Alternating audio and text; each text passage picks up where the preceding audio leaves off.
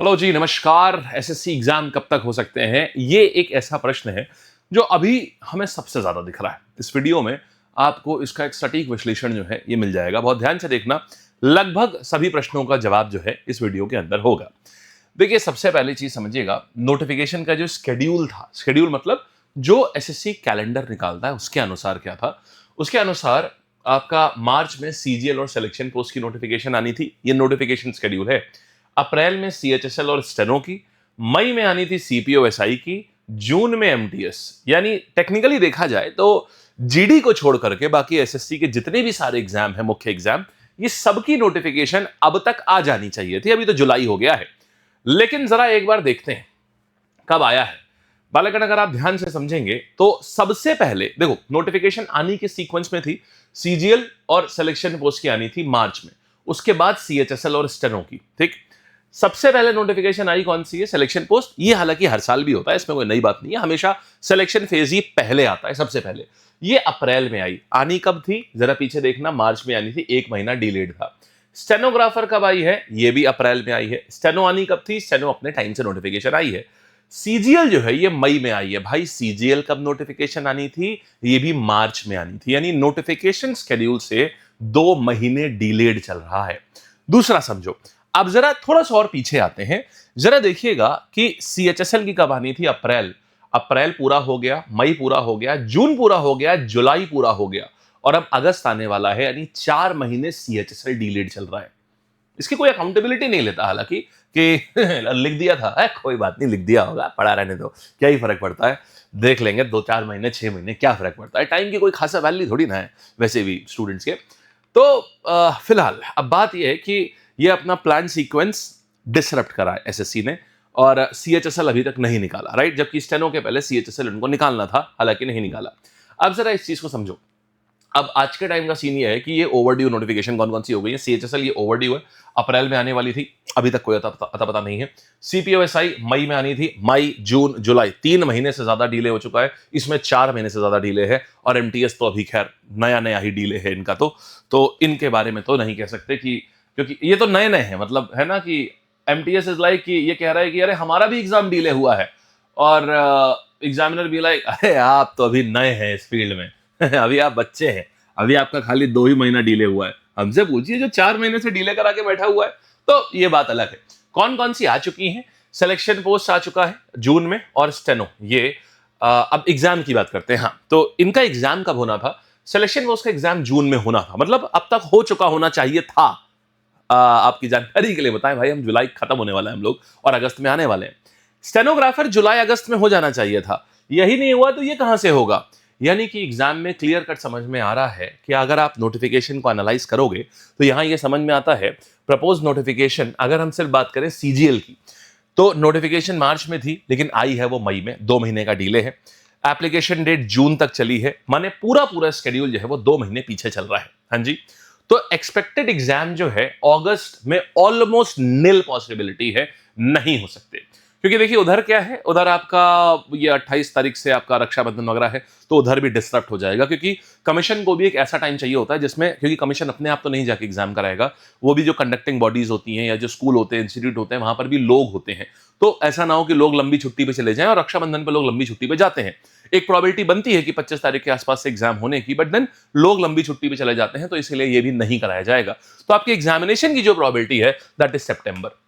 तो CGL exam जो है ये हाईली प्रोबेबल सितंबर में, यानी आपके पास, और वो भी लगभग 10 सितंबर के आसपास, 10 से 15 सितंबर के आसपास उम्मीद कर सकते हैं कि आपके एग्जाम शुरू हो, या 20 सितंबर तक भी जा सकता है। मोटा मोटा आपके पास अभी भी 1.5 महीना है तैयारी करने के लिए। आपका स्कोर अगर आज भी अगर 100, 110, 115 पे फंसा हुआ है ना, अभी भी आप उसको आराम से 145, 150, मतलब जितने भी स्कोर हो ना, आज भी पॉसिबिलिटी है कि 25-30 से लेकर लगभग 40-45 तक का इंप्रूवमेंट आराम से ला सकते हो। 1.5 महीने में बहुत आराम से इंप्रूवमेंट आ जाता है। क्यों?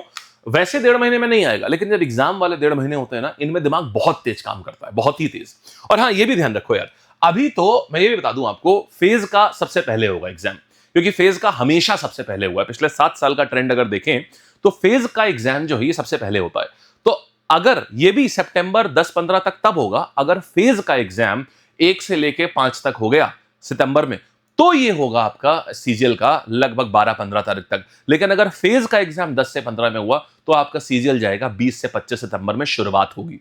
तो लगभग आपको 2 महीने मिल जाएंगे आपको अभी पढ़ने के सीजीएल के, जो कि अगस्त में अभी तुरंत होता हुआ नहीं दिख रहा है। ऑलमोस्ट नेग्लिजिबल प्रोबेबिलिटी बनती है इसकी, क्योंकि ये 2 महीना दूर है ये। अच्छा, दूसरी चीज समझिएगा, ये मत सोचिएगा कि जिसकी नोटिफिकेशन पहले आएगी, ये बहुत इंपॉर्टेंट है, उसका एग्जाम भी पहले होगा। क्यों? देखो यार, ये आपका फेज 14 और स्टेनोग्राफर इनकी पहले आई ना, तो इनका एग्जाम भी पहला होना चाहिए। वेल, ऐसा जरूरी नहीं है। क्यों? 2025 का बताता हूं। 2025 में क्या हुआ, सीपीओ और एमटीएस, तो पहले नोटिफिकेशन आ गई सीपीओ की, बाद में आई एमटीएस, लेकिन एग्जाम जो हुआ वो पहले हुआ एमटीएस में, बाद में हुआ सीपीओ का। मतलब कि नोटिफिकेशन का जो सीक्वेंस है, वैसे तो आम तौर पर पिछले 7 सालों में वही होता है कि जिस सीक्वेंस में नोटिफिकेशन आती है उसी सीक्वेंस में होता है। बट जब से एडिक्विटी आई है यानी 2025 से, ये सीक्वेंस ऐसा फिक्स नहीं है, क्योंकि पिछले साल भी यही हुआ। बाकी सारे एग्जाम तो ऐसे ही हुए थे, लेकिन सीपीओ और एमटीएस का जिस सीक्वेंस में नोटिफिकेशन आई थी, इनका एग्जामिनेशन सीक्वेंस बदला हुआ था। तो आप ऐसा ये है कि ये मत सोचिए कि यार स्टेनो भी पहले ही हो जाएगा, फॉर श्योर है सीजीएल के। अभी तक जो हमेशा हुआ है, स्टेनो पहले नहीं होता है।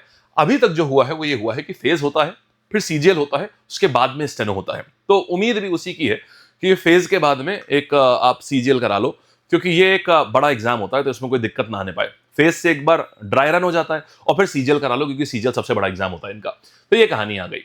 अच्छा, अब देखो इस समय एक्स्ट्रा टाइम क्यों लग रहा है, क्योंकि यार अगर इस समय अब अगर एसएससी पेपर लीक या पेपर में कोई गड़बड़ी या आधे क्वेश्चन गलत, अगर कुछ भी हो गया, तो कमीशन अपना चांस नहीं लेगा इसमें बिल्कुल भी। तो वो आपको इसीलिए टाइम ले रहा है कि सारी जा करके, इट माइट बी, अब क्योंकि we are not there, but highly likely यही रीजन है कि वो हर जगह जा करके वो अपने सब सेंटर्स को देख रहे होंगे कि भाई उनके सारे सेंटर्स इतने दुरुस्त हैं कि नहीं है कि वो एग्जामिनेशन सही से हो पाए। ऑलरेडी अभी हम नीट प्रोटेस्ट से उठे हैं, और जब नीट प्रोटेस्ट से उठे हैं तो एक मंत्री जी को रिजाइन करना पड़ गया।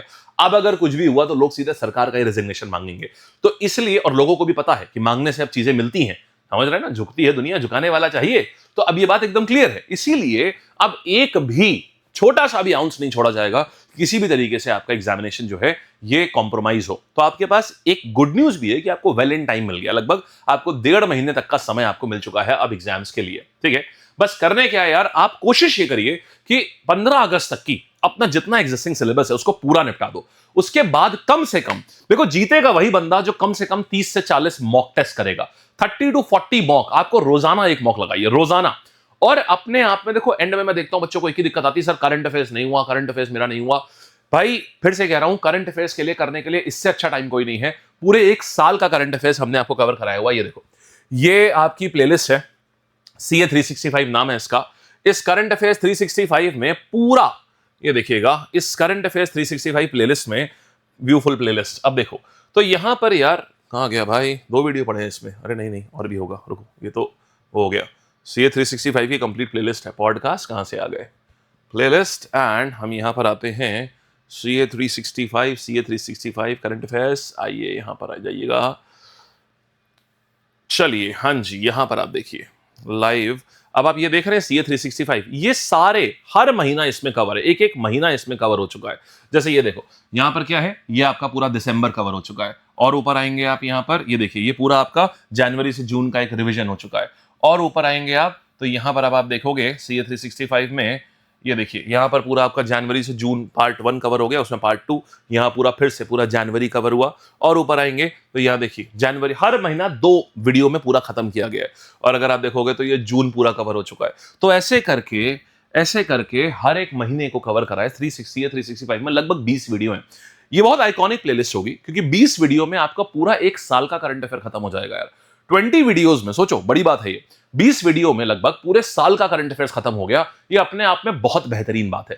तो जिनको भी करंट अफेयर्स करना हो ना, अपना करंट अफेयर्स करके पहले से साइड में कर लो, क्योंकि ये एक आइकॉनिक चीज है। आपको पहले से आप पूरी तरीके से तैयार रहेंगे कि भाई करंट मेरा तैयार हो गया, मुझे खाली रिवीजन करना है। कोशिश सब लोग करिए कि 1 अगस्त से पहले पूरे साल का करंट अफेयर्स आप लोग खत्म करके किनारे रख दीजिए, बाकी ताकि आप कोर जीएस वगैरह पे फोकस कर पाए, जो आपके नंबर नीचे लेके जाती है उसके ऊपर फोकस कर पाए। समझ गए आप बात को? तो पेपर कब हो रहा है, ये पूरी कहानी क्लियर हो गई है बढ़िया से, ठीक है। और बाकी जिन बच्चों के स्कोर अटके हुए हैं, इफ दे वांट टू पूरा रिवाइज करना चाह रहे हैं एग्जाम के पहले, कि यार आप टीचर्स के साथ मिलकर के पूरा रिवीजन कर लें, कि टीचर्स ही आपको पूरा रिवाइज करा दे। अपने आप कंफ्यूज हो रहे हैं कि यार ये सब्जेक्ट कभी पढ़ा था, अब भूल जा रहा हूं या नंबर बार बार पढ़ने के बाद भी नंबर अभी वहीं अटके हुए हैं, 110 120 पे ही अटके हुए हैं, तो आप हमारे साथ में कर सकते हैं आकर के अभ्यास। ऑन फुल ऑन बिल्कुल एकदम मस्त पेस पे चल रहा है, ऑन बहुत ही ऑसम चल रहा है। People are also loving it, क्योंकि हम इसमें ना ट्रैप्स के ऊपर खेल रहे हैं कि यार एग्जामिनर कहां फंसाता है, ये चीजें बच्चे सीख रहे हैं। तो आप यहां पर भी ज्वाइन कर सकते हैं, ये एप्लीकेशन पर चल रहा है। ठीक है जी। और बाकी एग्जाम संबंधी कोई भी जानकारी चाहिए तो आप बता सकते हैं, नीचे कमेंट कर देना। फाइनल टेक अवे बस याद रखना, एग्जामिनेशन अगस्त में बहुत हाईली अनलाइकली है, सितंबर में आपका एग्जाम होगा, और हाईली लाइकली यही है कि सितंबर में आपका एग्जाम हो। और तब तक के लिए कोशिश बस ये करनी है 1 अगस्त तक सारे लोग मेक श्योर करो 1 अगस्त तक की आपको अपना कौन सी चीज कंप्लीट करके रखनी है, करंट अफेयर्स। बाकी कोर जीएस जो है 1 अगस्त से लेके एग्जाम डे तक सिर्फ रिवीजन एंड मॉक टेस्ट पे मॉक टेस्ट। ठीक है जी, चलिए जी, धन्यवाद। और if you want to ask any more thing बस नीचे कमेंट कर देना, हम उसके ऊपर जो भी है वीडियोस बना देंगे। ठीक, धन्यवाद।